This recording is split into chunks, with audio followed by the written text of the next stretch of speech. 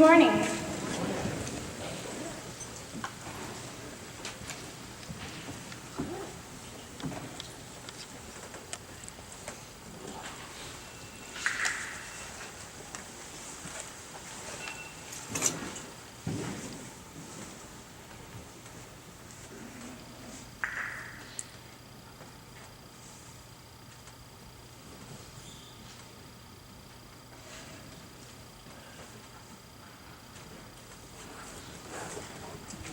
That was 30 seconds of silence.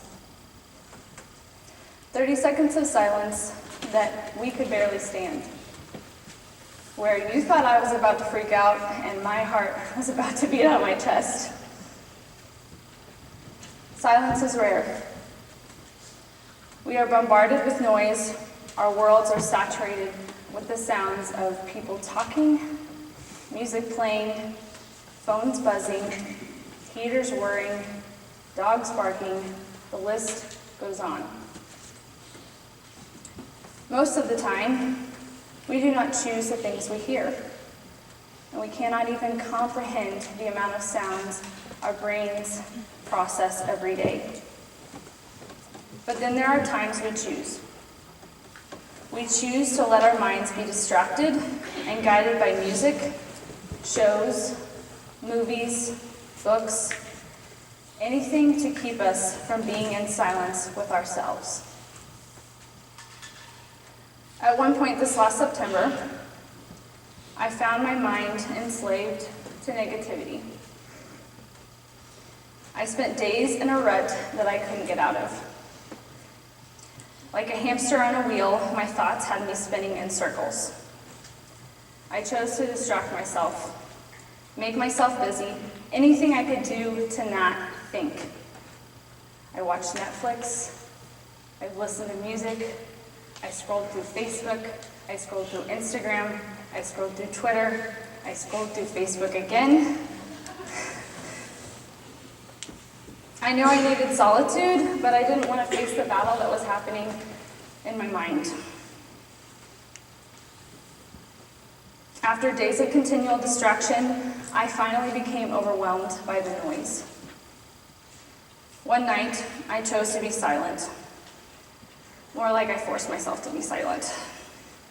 For an hour and a half, I sat there with my thoughts. How did this happen?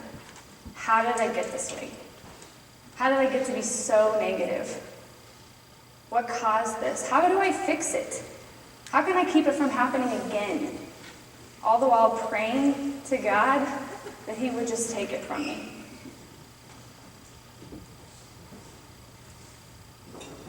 I fought until there was nothing left. My mind was still. I continued to sit there in my tears without a thought or a feeling. I didn't know why I was sitting there or waiting. I didn't know why I couldn't move. And then, without thinking, I started humming. And at first I didn't really realize what I was doing, and it wasn't familiar to me. But then the words came. Love, so amazing, so divine, demands my soul, my life, my all. Those words may not mean anything to you, but in that moment, I felt peace. You see, the silence I had been avoiding for so long was the silence that brought me healing. Sometimes in this life, we get caught up with the distractions of this world. We do not want to face what's happening within ourselves. Oftentimes we associate silence with doubt and loneliness because silence is hard to understand. But it is important. And pieces of music, rests are just as powerful as the notes that come before and after. After tragedy and death, moments of silence are used to reflect, pray, and show respect. A period is used at the end of a sentence to mark the end of a statement. Flowers bloom, the sun shines, and the world moves in silence.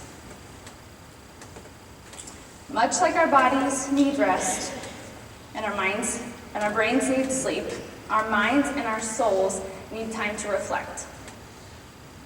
Silence is not just the lack of noise, but an empty place for your mind to recover clarity and focus. In silence, we create space to listen to our emotions, to hear our inner dialogue, and find the truth. Silence offers us an experience of self-realizations and leads us on a journey to healing, restoration, and wholeness. In silence, we connect to who we are and who we are in God. Imagine yourself standing by a lake. The air is still, the sun is beating on your face. The world around you is so quiet that you can only hear a few birds chirping. You look at the surface of the lake. There you see your reflection as if you're looking into a mirror. Clouds roll in, and rain begins to fall. The water is no longer still. The wind howls and the leaves spiral onto the surface of the lake. Your reflection no longer appears as your face, but a blur in the water. The mind is like water. When it's turbulent, it's difficult to see. When it's calm, everything is clear. I want you to ask yourself, how much silence exists in my life?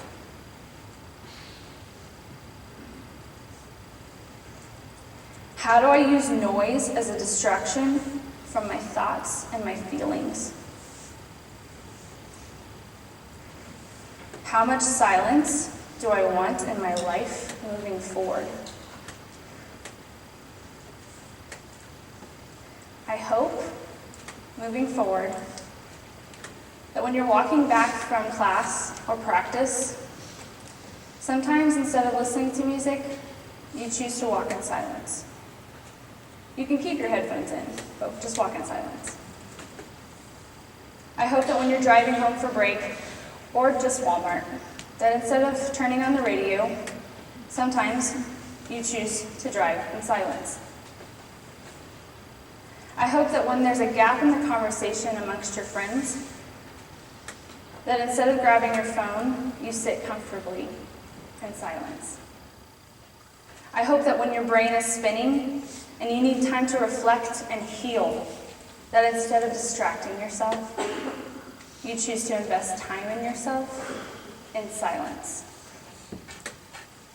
I hope for whatever reason, if the silence is too much for you to handle alone, I hope there is someone in your life willing to navigate the stillness with you. And if there isn't, come find me.